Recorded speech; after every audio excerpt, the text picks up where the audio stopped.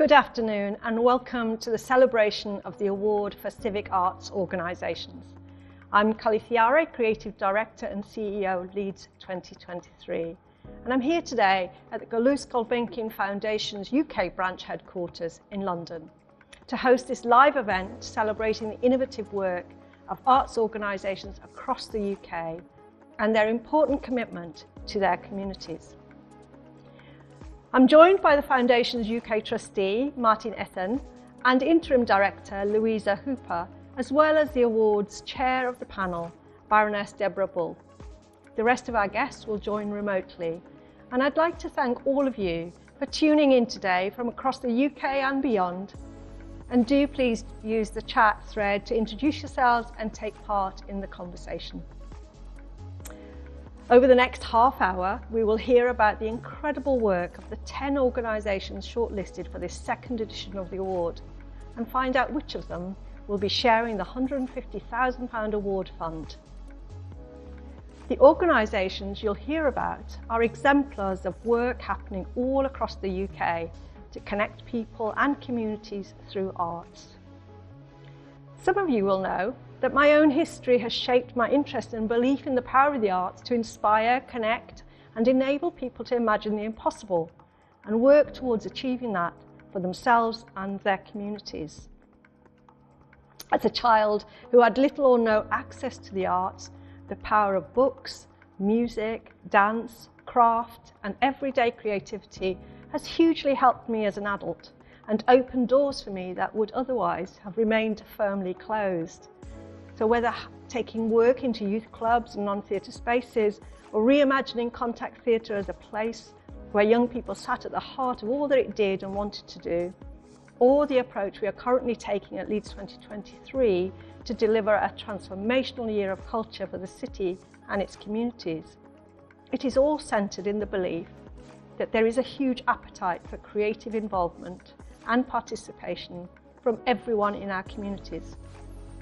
It's just sometimes we don't offer the opportunities and means to enable people to get involved with ease. These nominations all show different ways in which the civic role of the arts and the desire from the public to be involved is as vital and wanted as never before. So without further ado, let us hear more about the award and the Gulbenkian Foundation's work in the arts. Good afternoon. I am delighted to be with you today, and I would like to thank all of those involved in making this ceremony possible and all of you dialing in to watch. We at the Gulbenkian Foundation are committed to supporting work that makes a deep impact on people and society. We have a long history of championing socially engaged arts practice and believe in the transformational power of art for individual and societal change. Art encourages new ways of seeing the world and can bring people together in unusual ways. At our head office in Portugal, we and our partners are investing a further €1 million in a programme called Partis, or Artistic Practices for Social Inclusion. It supports artistic projects which bridge communities that do not usually connect. In the UK, the award for Civic Arts Organisations is a flagship initiative of ours and core to our goal of helping arts organisations fulfil their civic role.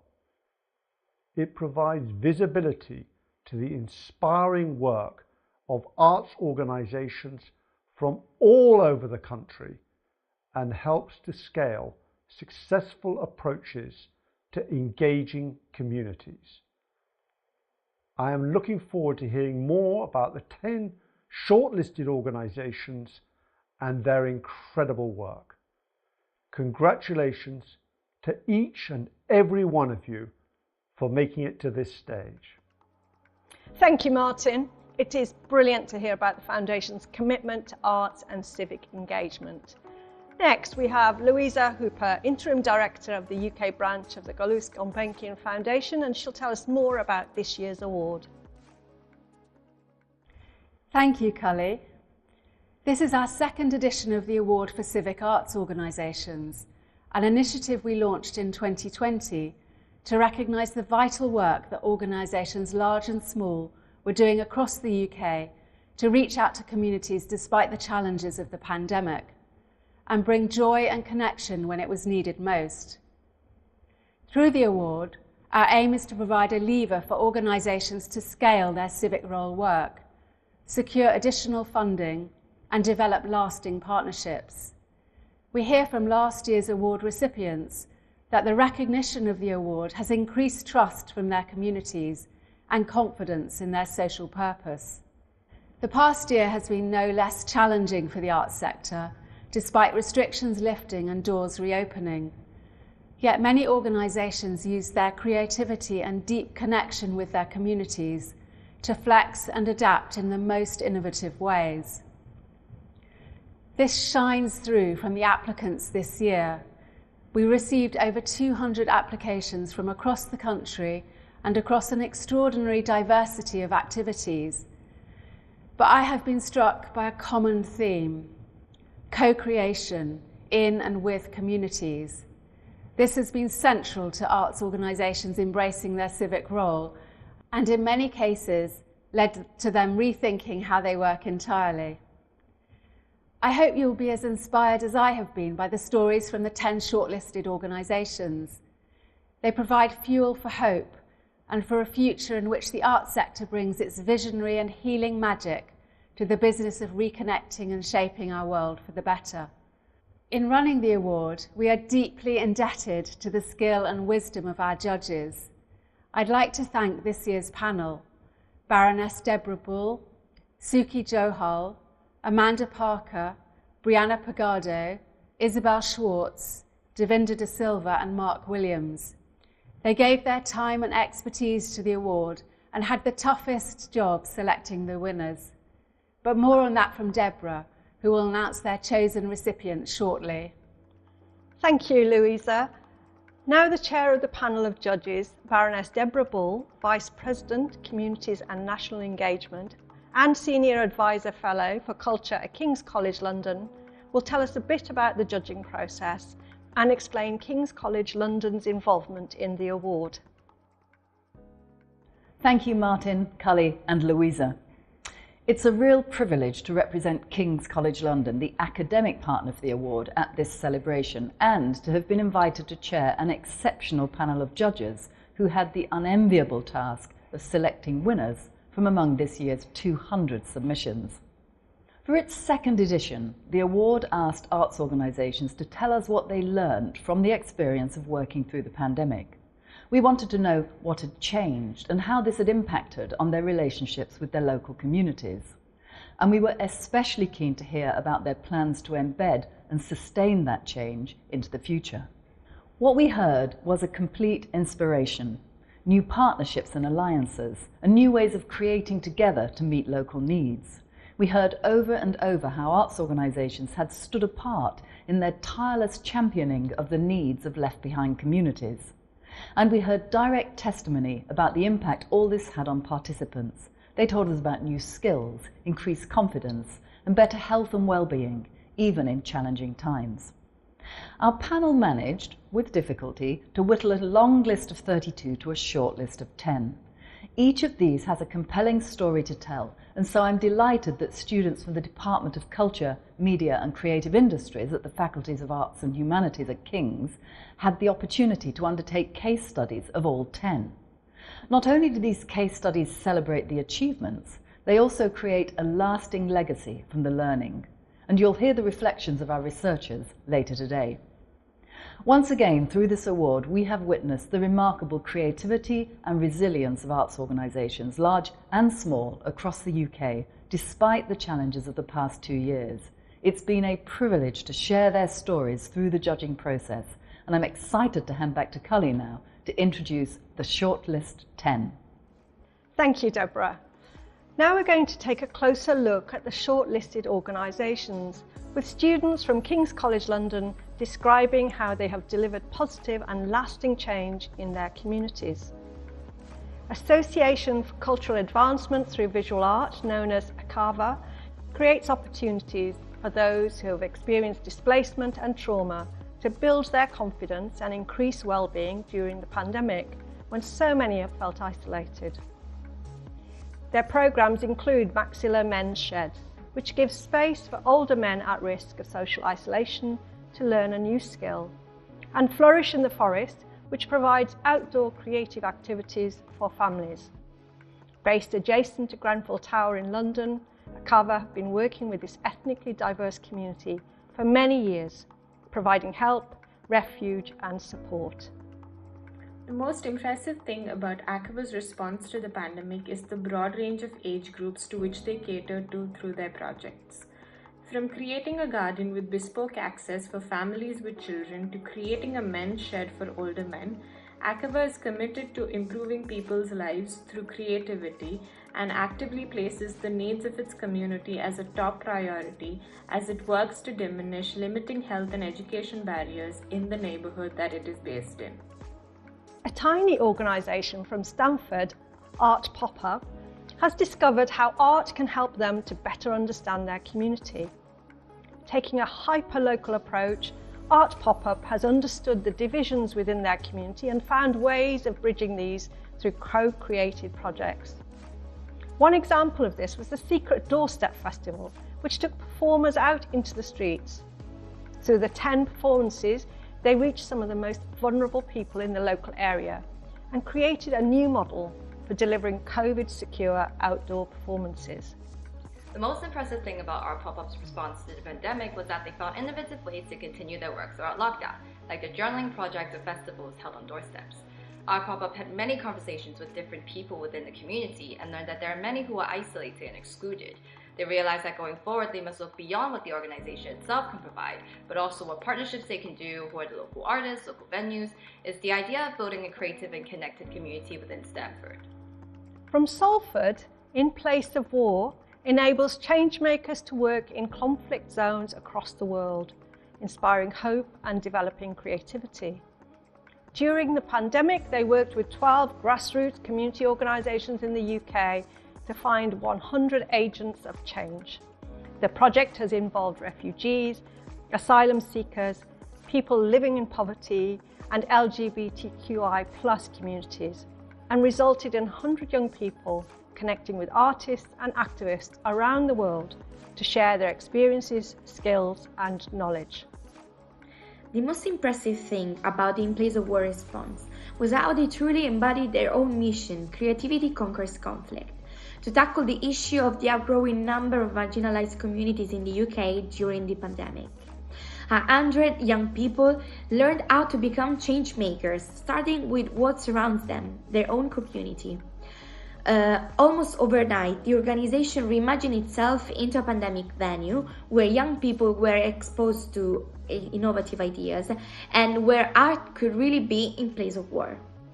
Koestler Arts has continued its work providing a platform for prisoners to explore their creativity. The pandemic has been particularly tough and isolating for prisoners.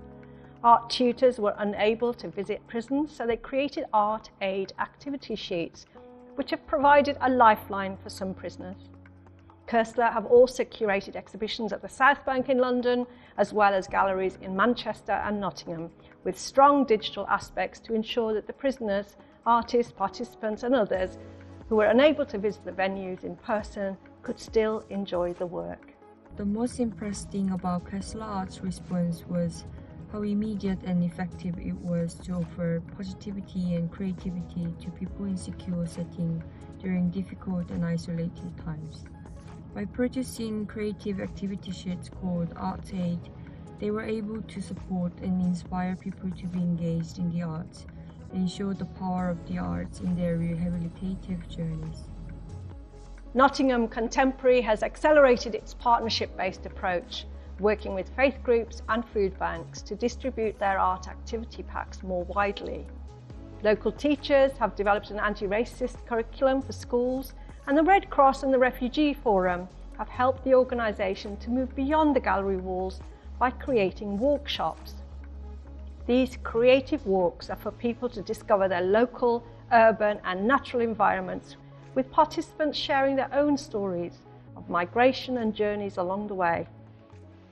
The workshops have helped the gallery to reduce the barriers between artists and the local communities. The most impressive thing about Nottingham Contemporary's response to the pandemic has been the way that they've brought their work out of the gallery space and into the city itself through their outreach work. They've really created a more informal and more personable way of connecting with their communities, which is really valuable during a time where forging social relationships has been more difficult than it usually would. Project Artworks from Hastings reimagined how they wanted to engage with their community and how best to help those with complex support needs. Using an innovative digital and community-based creative practice called Studio B and tools such as letters, video conferencing and exchanging objects, they ensured that participants were able to make art from their homes during the pandemic and maintain the important connection they had with the organisation. During this period, they were shortlisted for the Turner Prize. One of the main learnings for Project Artworks during the pandemic was how they utilised their duty of care to explore new models of support for people with complex needs. And they did this through tackling certain issues of concern such as social isolation and public health through the Peer Support Collective, which held regular online meetups and allowed families and caregivers to share experiences and develop skills. But going forward, they still plan to continue doing this, but also to develop innovative research on personalised and sustainable support for people with complex needs. Streetwise Opera in London has been working in a committed and meaningful way with people experiencing homelessness for many years. At the start of the pandemic, they created a digital programme across the UK, including involving participants in composing an opera alongside creatives.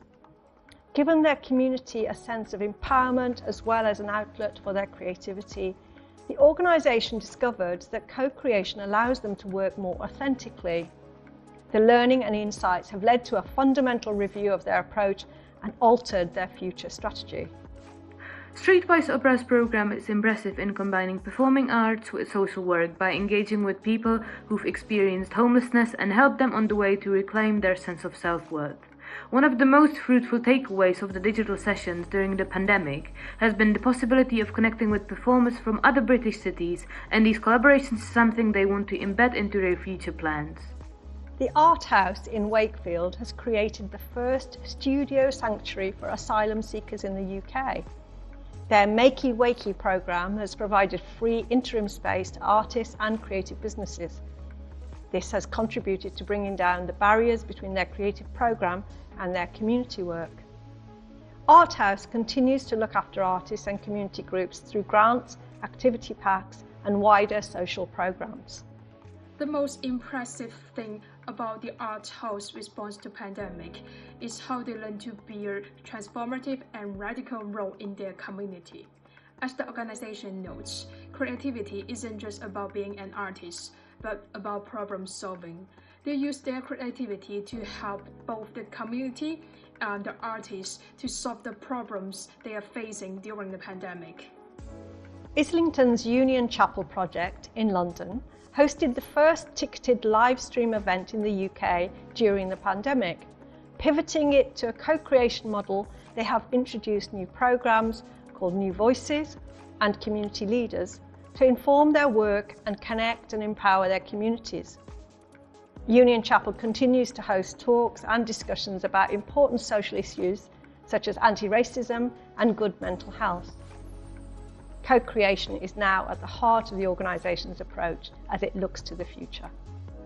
I think that the most impressive thing about the Union Chapel response was that they really tried to understand the issues that the community was facing by reaching out to them, and they tried to help make a change at a systemic level for the better, and that really informed their future agenda as they tried to reach the community and empower them, but also inspire other organisations to do the same. Wales Millennium Centre puts young people at the centre of the decision-making process through its Youth Council. They are also developing maker spaces inside this well-known venue in Cardiff and handing over the ownership of these facilities to young people. When the centre opened after the lockdowns, they presented an exhibition of art made by local people from Cardiff and across Wales. So the most impressive thing about Wales Millennium Centre's response to the pandemic is the way in which they've just engaged with the local community entirely. So they've been working with young people on their Creative Voices programmes, with artists in their Creative Associates programmes, as well as really redesigning and thinking about what the space will mean to the local community. So instead of having corporate meeting rooms, they've made these sort of areas where technical and other sort of creative endeavours can be discovered. So really just honing back into the community and looking at their place within Cardiff. A truly inspiring set of organisations. And now I'm pleased to hand over to Baroness Deborah Bull, who will be announcing the award recipients. Thank you, Cully. It is wonderful to be reminded of our 10 shortlisted organisations and the challenge that we faced in deciding between them. However, we did, and I am so grateful to my fellow panellists for the hard work, grace and good humour they brought to the task. This year, we selected 3 outstanding organisations as recipients of the 2022 Award for Civic Arts Organisations. One will receive £100,000 and the other 2 £25,000 each. It is my great pleasure to announce the first recipient of the £25,000 award. Please give a very warm virtual round of applause to In Place of War in Salford. My name's Ruth. I am the CEO of In Place of War. I'm based in Manchester in the UK, and I've been with In Place of War since the very beginning for the past 18 years. And I'm Roz. I'm a creative producer at In Place of War and project manager for the 100 Agents of Change project. I've been with In Place of War for about a year and a half. Just to make that shortlist for us was incredible. It was in great recognition of what we've achieved. And then to find out that we were one of the winners, I don't know, I had no words. I was just so delighted. And I think it really consolidates that recognition, and it gives us a great kind of energy to take our project forward into the next few years. So I was just, I was speechless and just really delighted. Yeah, just to say, I felt completely ecstatic. We've kind of been living and breathing this project for the past few months. So it just felt like really amazing recognition, and just feel really proud for all the young people and the change makers that we work with.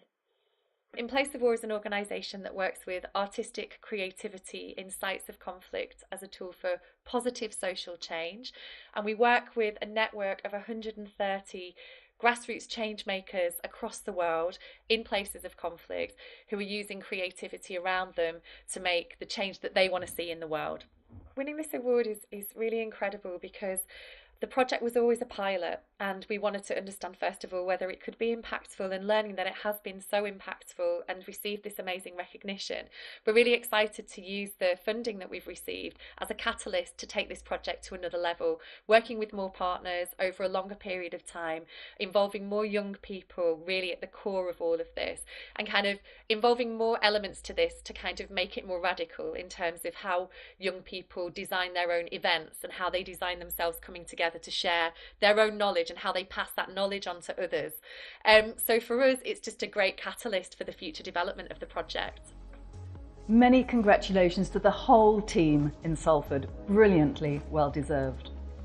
The second £25,000 recipient takes us from Salford to an organisation on the south coast in Hastings. Many congratulations to Project Artworks. My name's Katie Taylor. I'm Creative Programme Manager at Project Artworks. And Project Artworks is a group of people, artists, makers, parents, carers, advocates, who get together and collaborate to really create autonomous opportunities for neurodivergent people to be creative. We're people who spend a lot of time together. We build our relationships over years, often decades, and really enjoy those relationships with our community. So it's really all about people. Actually, there is something else I should say. There are some animals who are part of our collective as well. And one of them's with us today, Cosmic Collie. How you doing? I work alongside some of the artists and I enjoy doing my own artwork. Yeah, so Cosmic's quite an artist as well, really bringing a kind of punk aesthetic to their studio work. We felt surprised and shocked because we didn't expect to get it, but hopefully the money will go a long way to help lots of different artists in the collective. Yeah, definitely surprised, and it's a really nice recognition, isn't it, of the work that we do. Exactly. It all feels like we're sort of getting a bit more visibility and people are sort of taking notice. So our plans for what to do with the award are really to build on our studio programme and our programme of support for families and carers. So that's all called Art Freedom Care. So in a way, yes, we know what we'll do with it. In another way, it's less clear because part of that programme is about working with different artists and their families and with different services to understand what people want and how they want the programme to look. So it's sometimes quite different, isn't it? Sort of month to month, depending on what projects we're involved in and what people want to take part in. Our congratulations to Project Artworks, not just on this award, but on everything you do. And now, to the £100,000 recipient in this 2022 award for Civic Arts Organisations. It goes to an organisation that impressed the entire panel with its unswerving commitment to co-creation, to developing skills and creativity with local communities, to championing diverse voices, to dissolving barriers between art and social impact, and with a clear and inspirational vision for a future in which, they told us, we don't know how far this experiment can go, but we're never going back to where we were. The recipient of the £100,000 award is the Art House in Wakefield. Hi, I'm Sydney Thornbury and I'm the CEO of the Art House in Wakefield. I'm Jen Garrick, I'm the Marketing Communications Director for the Art House. I'm Lucy Norton, I'm a Project Coordinator at the Art House. The Art House is a visual arts organisation in West Yorkshire. We're building based. We have 50 artist studios, a gallery, an event space, 3 maker spaces, and a cafe and a shop and some meeting rooms and other things. The Art House was founded by a group of disabled artists working alongside a group of non-disabled artists who all wanted to work together to have a studio space that was accessible so that they could work together without any barriers. And we have taken that initial vision and built on it so that we really focus our work on artists who have been traditionally marginalized or are facing barriers in other ways, but also audiences who are facing barriers and particularly who have a lack of accessibility to arts and culture, or maybe don't feel arts and culture is for them for whatever reasons.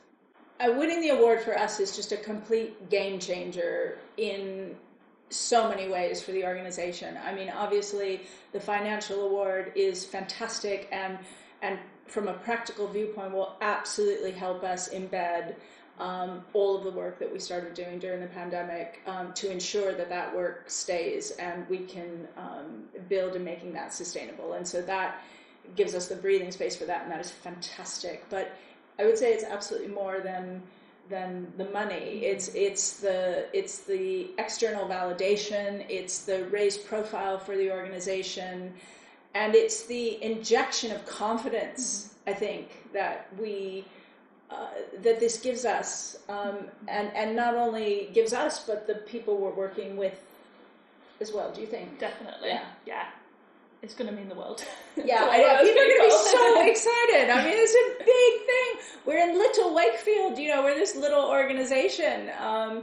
And to think, especially when you think about the people the organizations that were shortlisted and all of the amazing organizations who applied, it's quite humbling and really exciting to think that, oh my God, out of 200 organizations, we've won this award, which is just incredible. Yeah. You spend such a lot of time when you're doing this kind of work totally up against the coalface. So to be able to stop for a minute, just a minute, and have someone say, actually this is really valuable, what you're doing matters, and we want to see more of it. And to then be able to do that is just so special. I think everyone that we work with they do such amazing work, but they're quite underconfident sometimes and don't really realise how many people they reach or what a great job they do. So it was a lovely experience to just apply and get to tell them that we think they're great.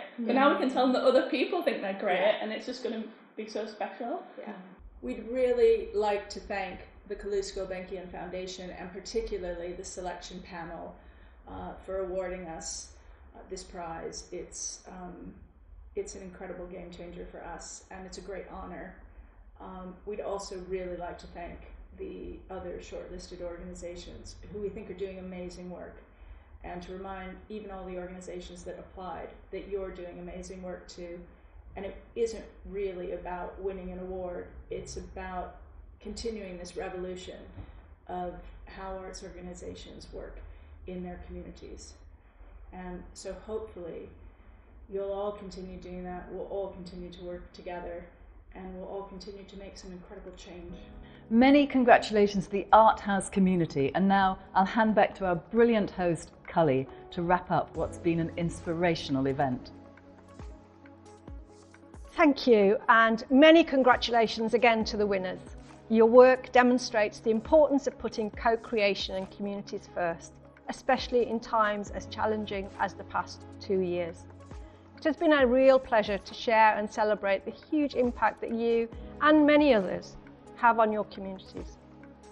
Thank you as well to all those who applied for the award, who show how the movement of civic arts organisations has become stronger at a time when we have needed arts and community the most. Thank you to our audience for joining us, and enjoy the rest of your evening.